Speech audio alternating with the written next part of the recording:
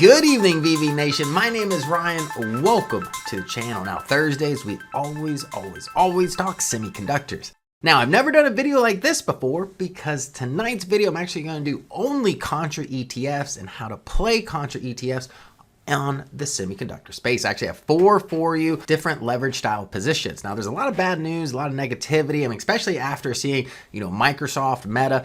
The earnings call wasn't disappointing or anything, but the stocks gapped down. We saw, 3 red lights across the board right now, and the color guard confirmed down situation is flashing as of this morning.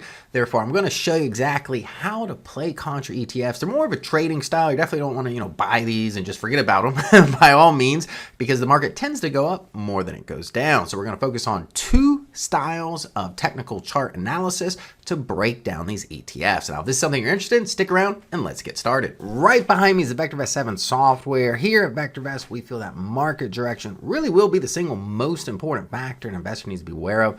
The homepage designed to read just like the front page of a newspaper. This is why I want to talk about contra ETFs for the semiconductors. If you've been watching my videos, I've never done a contra ETF video for them, but I do see some opportunities presenting themselves, whether you just want to play to the downside or hedge existing positions. But with the major indices all down today, I mean, look at the NASDAQ down 2.36%. Meta, Microsoft, they reported yesterday, pretty lackluster, both of them gapped down. And unless Amazon and Apple can save the day after the bell when they report, I don't see this downside action coming to a halt right away. And the reason why? The MTI. Now, the MTI is exactly what we're going to talk about before we get into the contra ETFs. We're in the market timing graph, the VVC VectorVest composite. That's represented by the candlesticks here. If you're not familiar with it, it's over 9,000 stocks we're currently tracking in our database, like combining the Dow Jones, the NASDAQ, Russell, S&P, all into one, plus other items to give you a better sense of overall broad market movement. You can see over the last year, bull market, right? VectorVest composite on the rise, like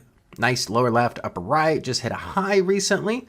Down below, we have our MTI. The 2 red lines here represents when typically the MTI is getting overbought, right? That means the market getting a little top heavy. Doesn't necessarily mean go out and sell all of your stocks, but just have some cautions. Usually the time that you want to start, bearish options, bearish trades, things of that nature. And don't, trade them blindly. Cusp these items with our other market timing signals like the DEW or primary wave. Now, just to the downside effect, when does the market usually like to look for a bottom? You see the MTI gets around 0.6 when it does so.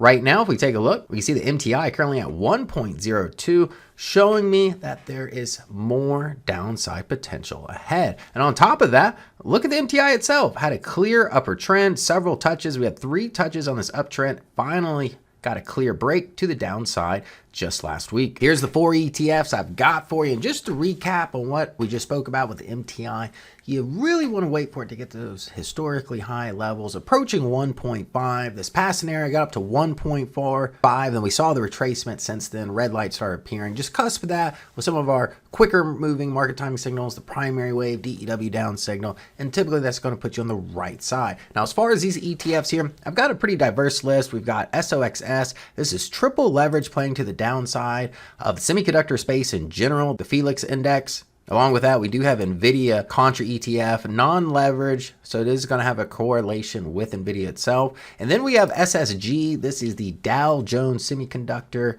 ETF.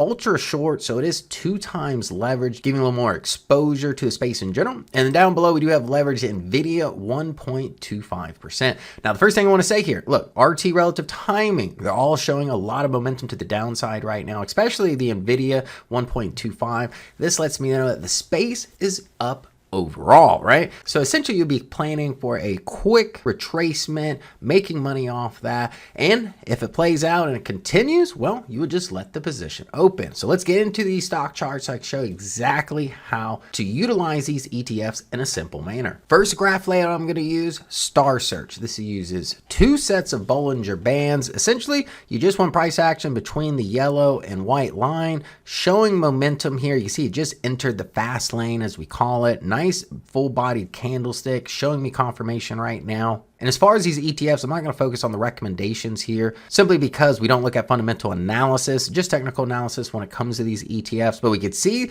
the semiconductor space in general just entered the fast lane as of this morning. If we take a look at Nvidia, we're still in the middle lane here, so not quite confirmation yet. I'd like to see a little bit more downside action. Nvidia propping this up into the fast lane before getting in. And then we have SSG. Again, this is the leverage 2 times, just entered the fast lane as of today. So that's why I'm saying opportunities are presenting themselves in this scenario. And at last, we do have the Nvidia 1.25 leverage ETF here. Again, this is going to just correlate with Nvidia, not the space in general. But let's be honest, the space really does move in the direction of Nvidia, typically speaking. So we can see we just need a little bit more confirmation on the Nvidia trades, but as far as the space in general, the Dow Jones has already achieved that, and so has SOXS. Now, as far as exiting these trades, I really would suggest some kind of stop criteria, such as a trailing stop, something that helps capture existing profits. Otherwise, if you want to play to the chart, when price action gets back below this yellow Bollinger Band, would be a good time to start considering exiting the position. Now for this layout, I'm simply utilizing a 3 and 8 day exponential moving average. There's no reason to overthink it. If you look at the last few scenarios here, you see SOXS, the 3 and 8 got you in and out at pretty appropriate times. That's why I usually say, ask yourself, where your goals are as far as profits, have some kind of stop in place, because when the space is done selling off, it typically rebounds pretty quickly. And as I zoom into a 3-month time span, look, 3 just crossed the 8-day exponential moving average as of yesterday when it comes to SOXS. And VDD, which is the single leverage bearish Nvidia ETF, just crossed as of today. Nice full-bodied candlestick there. SSG as well, nice crossover as of today. So we're getting confirmation on all of these positions as far as the 3 and 8. And when it came to the star search layout, we got confirmation on 2 ETFs, which played the space in general. Now, I just want to say thank you for watching and stay until the end of this video. Now, I do know that Apple and Amazon are reporting after the bell, and that's really going to give us a sense if we're going to get any follow through in this come tomorrow. And those big names gap down, that will only give more momentum to these ETFs. And I hope you guys enjoyed this presentation, and I really hope that it will either help you hedge your portfolio during these volatile times, or just make some quick swing trades so you can make a couple bucks. Now enjoy your evening, have a great Halloween, and I'll see you next week.